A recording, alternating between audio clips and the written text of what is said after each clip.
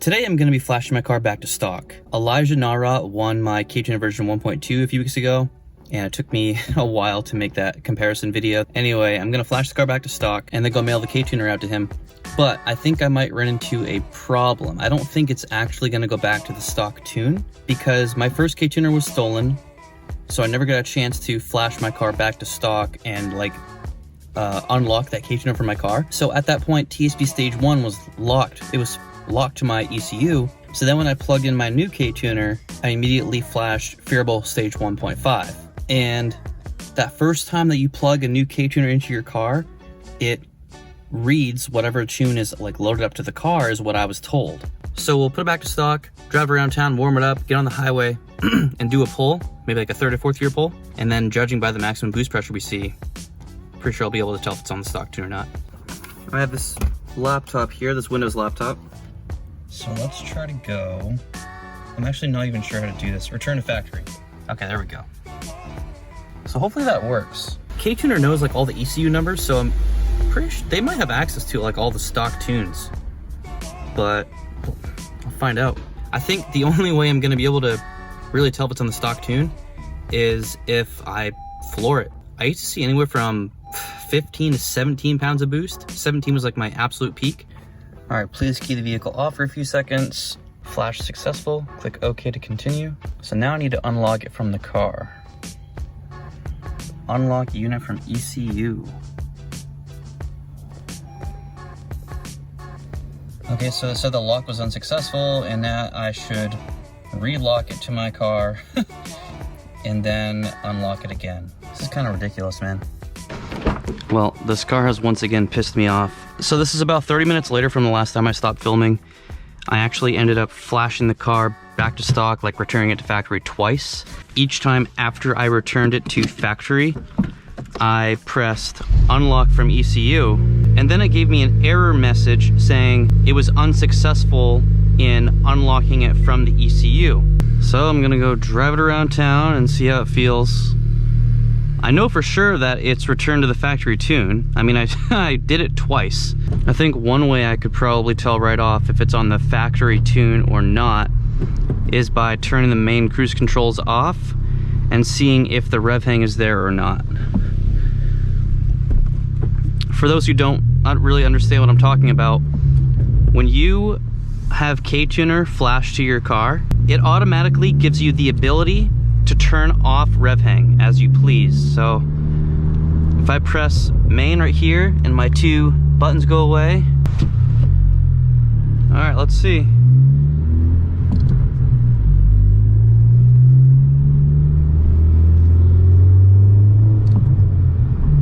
It feels like it's still there. Yeah, I definitely think that's rev hang. Okay, so now I'm going to assume that the car is back on the factory tune. It feels good so far. Yep. It's definitely rev hang. It doesn't drive that bad on factory tune, man. This is definitely comfortable. Let's put it in sport mode, see how it reacts.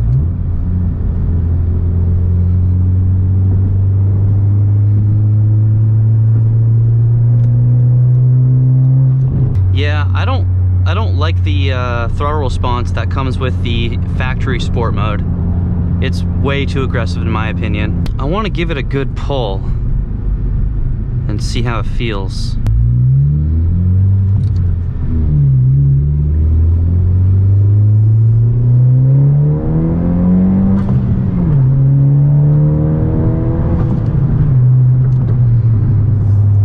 I think it's on the factory tune. Hey, you know what? That felt really good. That felt pretty strong. That downpipe makes a huge difference. That's so cool. All these parts working together make a big difference. All right, so let me try one more test. If it's on the factory tune, I should not have the ability to switch maps. So let me hold down the cancel button. And we got nothing. Good, okay. So there you have it. It's on the factory tune and it feels really strong.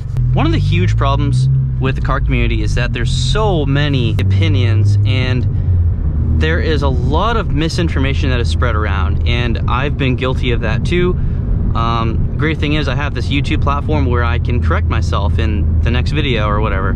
So on this car, this car is a mass airflow car, so the ECU adjusts to certain situations.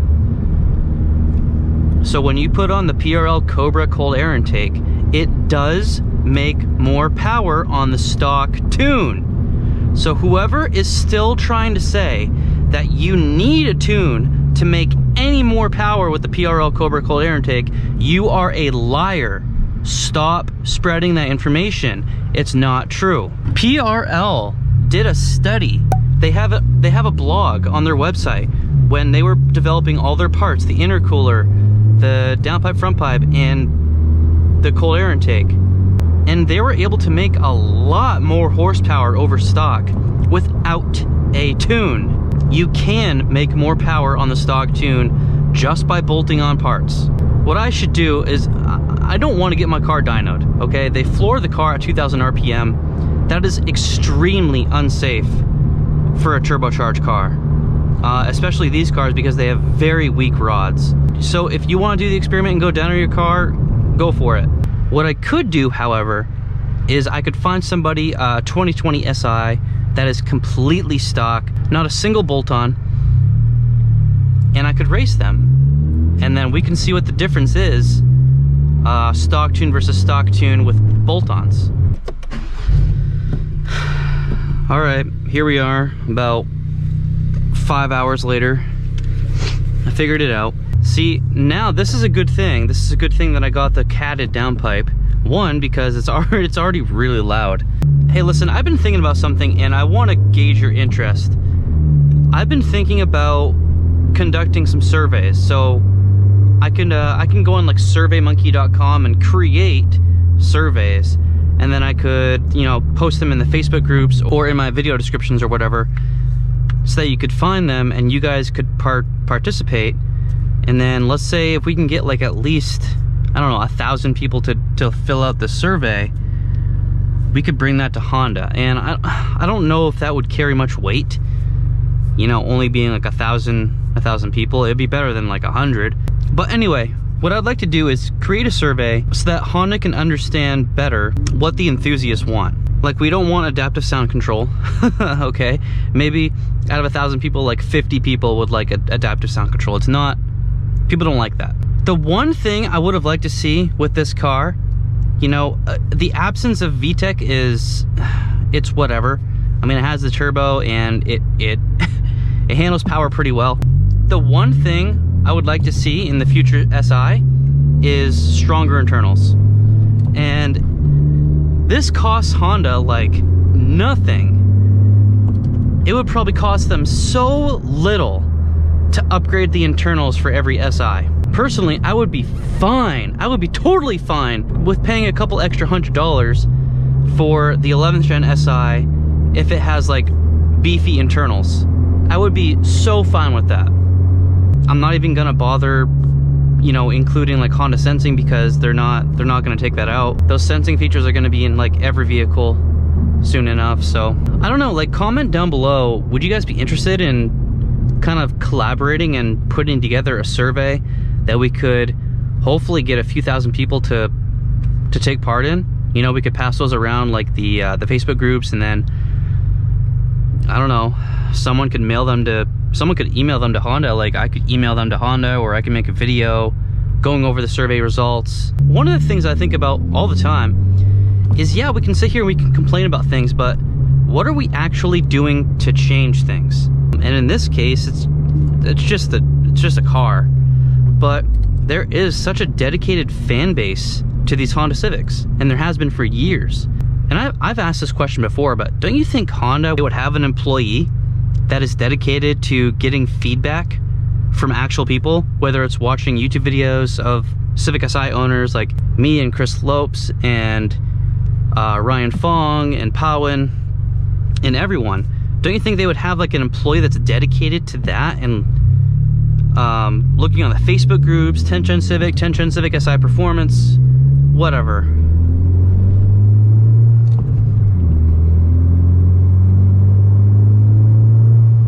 To me, it seems like a no-brainer that auto manufacturers would have an employee like that, or like a team of employees that are constantly getting feedback.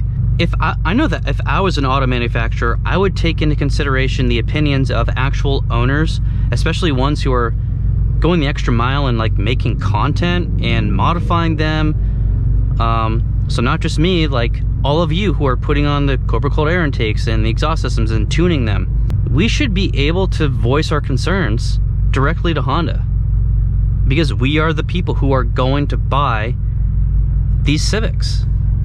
We're the people who are going to potentially buy the 11th gen Civic Si or Civic Type R if it's going to look nice enough, you know, if it's going to be a, you know, a good improvement. So I would really like to try and do whatever I can, because I feel like I have a lot of good ideas, and I feel like a lot of you guys would have a lot of good ideas too. And I would like to compile everything and then give that to Honda and be like, here is your gold mine of information. Let me know what you guys think in the comments. As always, maybe I'll talk with some of you guys and we can put together a survey. All right, well, the Ktuner's finally mailed out. I have one more update for you guys. I mean, I literally just spent like all my money on the 9th gen, so modifications the next month or so are gonna be pretty few and far between. I do have the full race exhaust on the way for that car.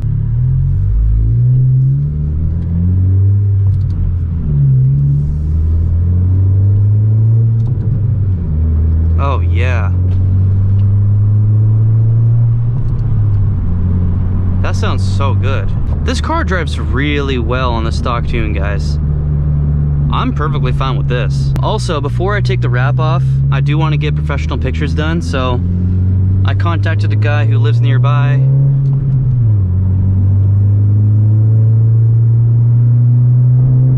Hopefully we can get this done Monday night, because I really want to take this wrap off. Like, it's actually bugging me that this wrap is still on.